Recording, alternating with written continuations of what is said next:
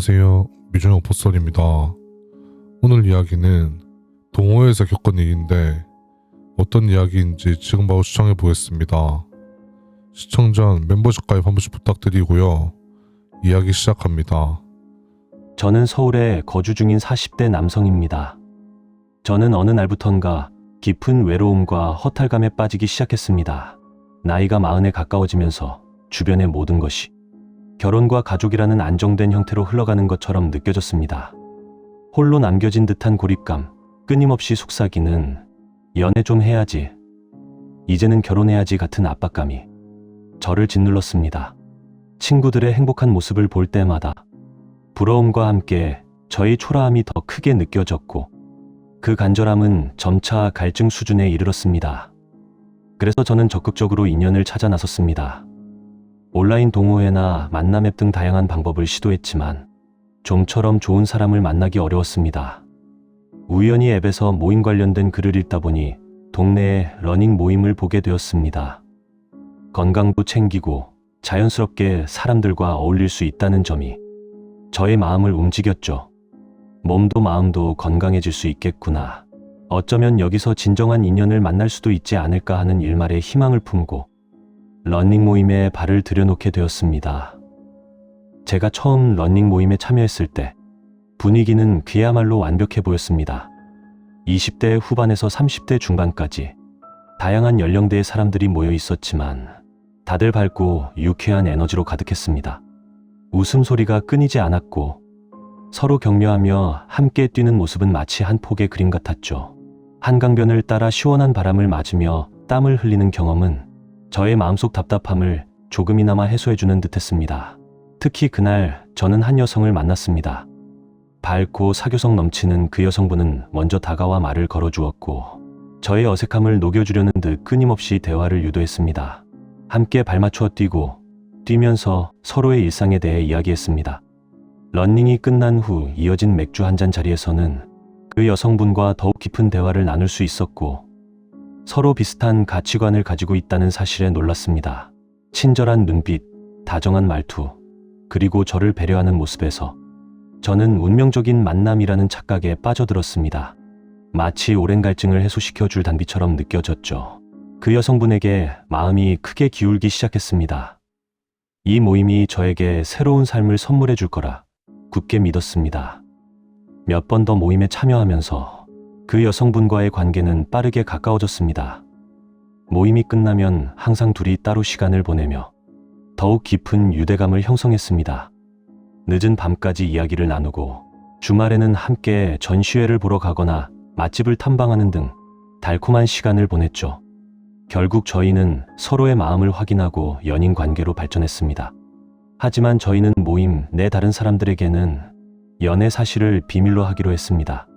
그 여성분은 모임 분위기를 해치고 싶지 않다며 조심스러워했고 저는 그 말에 충분히 공감하며 그녀의 배려심에 또 한 번 감동했습니다. 그렇게 몰래하는 연애는 저희를 더욱 애틋하게 만들었습니다. 남몰래 눈빛을 교환하고 살짝 스치는 손길에서 짜릿함을 느끼는 그런 사춘기 같은 설렘 속에서 저는 생애 최고의 행복감을 느꼈습니다. 그렇게 모임에서 여자친구도 만들고 즐거운 모임 생활을 하던 중 문자로 연락이 와서 보니 러닝 모임이었고 모임 1주년을 기념해서 어느 지하 술집을 빌려 술을 먹자 하더군요. 여자친구도 너무 가고 싶어하여 참여하게 되었습니다. 그런데 뭔가 참여하는 날 기분이 찝찝하고 참여하기 너무 싫었는데 여자친구는 이번 모임에는 무슨 일이 있어도 참여하고 싶다며 이야기했고 전에도 한 번 이런 날이 있었는데 제가 급히 출장을 가게 되어 못 가서 이번엔 여자친구의 바램대로 하는 수 없이 참여하게 되었습니다. 모임에서는 술과 음식이 오가는 흥겨운 분위기 속에서 저는 여자친구와 관계를 들키지 않기 위해 더욱 조심해야겠다고 다짐했습니다. 하지만 술기운이 오르자 판단력이 흐려졌는지 저도 모르게 서로를 향한 시선과 작은 스킨십들이 잦아들었습니다. 순간 맞은편 테이블에 앉아있던 모임의 운영진 중 한 명인 남성과 눈이 마주쳤습니다. 그 남성의 얼굴에는 묘한 비웃음이 서려 있었고 옆 사람과 귓속말을 나누며 저희를 흘끗거렸습니다. 불안감이 엄습했지만 저는 단순히 우리가 수상해 보이나 보다 하고 애써 외면했습니다. 하지만 시간이 지날수록 저를 향한 시선이 노골적으로 변했고 멀리서도 들리는 킥킥거리는 웃음소리에 저의 온몸에 식은땀이 흐르기 시작했습니다. 이대로는 안 되겠다 싶어 여자친구에게 눈짓을 보냈고 여자친구는 화장실에 다녀오겠다며 자리를 비웠습니다. 저 역시 바람을 쐴 겸 따라 나가려던 찰나였습니다. 제가 자리에서 막 일어나려던 순간 등 뒤에서 차가운 목소리가 들렸습니다. 술자리 초반부터 저를 노골적으로 흘겨보던 그 건장한 체격의 남성이 서 있었습니다. 그 사람은 금방이라도 저에게 달려들 것 마냥 저를 노려보며 어디 가냐며 화를 내며 이야기했습니다. 저의 등골에서는 순식간에 차가운 기운이 치솟았고 본능적으로 위험을 직감했습니다. 그리고 마치 기다렸다는 듯이 회식에 참여했던 모임 사람들이 하나둘씩 저를 향해 다가오기 시작했습니다. 그때 화장실에 간 줄 알았던 여자친구는 술집 안쪽에서 모습을 드러냈습니다. 여자친구의 얼굴에는 저에게 보여주었던 다정함은 찾아볼 수 없었고 무표정한 얼굴로 저를 응시하고 있었습니다. 그 시선에서 저는 모든 것을 깨달았습니다. 제가 깊은 사랑에 빠졌다고 믿었던 그 여자친구조차 이 모든 계획의 일부였던 겁니다. 여자친구는 다름 아닌 저를 이곳으로 끌어들이기 위한 미끼에 불과했던 거죠. 저에게 잘 속아 넘어와줘서 고맙다며 이야기했고 저 같은 호구를 건져서 너무 좋다며 이야기했습니다. 그 건장한 남성의 비웃음 섞인 말이 귓가를 파고들었습니다. 그들의 발걸음은 입구에 서 있는 저에게 조금씩 좁혀 들어왔습니다. 저는 제가 먹잇감이 되었음을 깨달았습니다. 돈을 노리는 것인지 더 끔찍한 무언가를 노리는 것인지 알 수 없었지만 이대로 있다가는 정말 죽을 수도 있다는 생각에 정신이 번쩍 들었습니다. 저는 무서워서 등을 돌리고 도망가려고 하자 그 남성이 팔을 뻗어 저의 목덜미를 잡아챘습니다. 질식할 듯한 고통에 저는 몸부림쳤고 그 과정에서 주변의 테이블이 넘어지며 술잔과 병들이 바닥에 쏟아졌습니다. 그 짧은 틈을 놓치지 않고 저는 필사적으로 몸을 빼내 술집 문을 향해 내달렸습니다.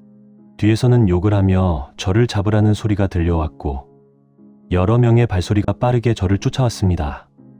다행히 술집 문은 아까 닫혔을 때 잠겨있지 않았습니다. 저는 간신히 문을 열고 번화가의 인파 속으로 뛰어들었습니다. 밤늦은 시간이었지만 여전히 거리는 사람들로 북적였고 그 인파 속으로 몸을 던지는 것이 유일한 살 길이라고 생각했습니다. 뒤에서는 저를 쫓아오는 발소리와 거친 숨소리가 들려왔지만 저는 뒤돌아볼 겨를도 없이 무작정 앞만 보고 달렸습니다.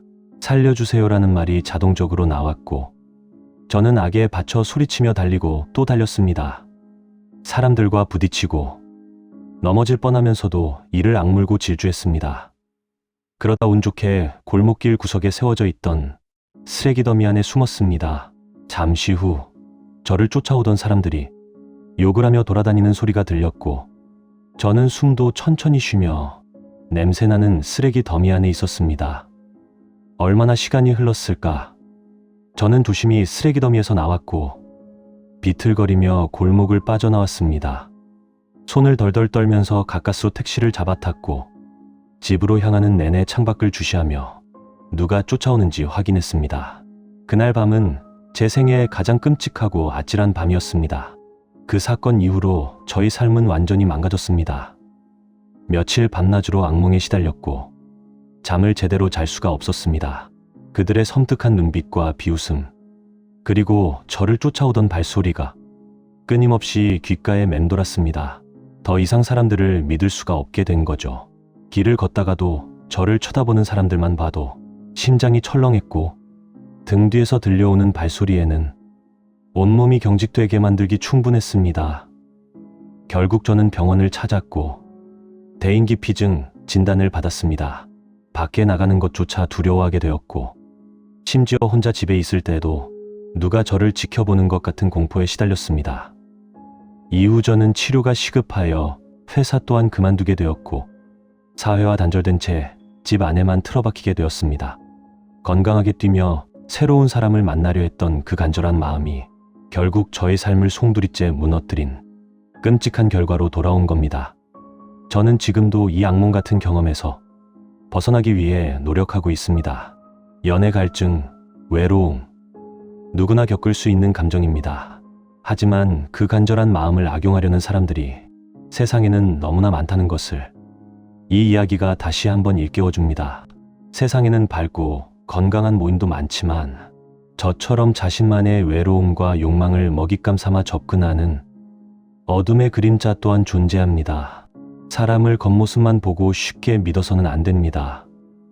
섣부른 만남과 안일한 경계심은 돌이킬 수 없는 상처와 함께 삶 전체를 갉아먹을 수 있습니다. 오늘 밤도 안전하고 조심스러운 밤 보내시길 바랍니다. 오늘 이야기 어떠셨나요? 재미있으셨다면 구독, 좋아요 한 번씩 부탁드리겠습니다. 감사합니다.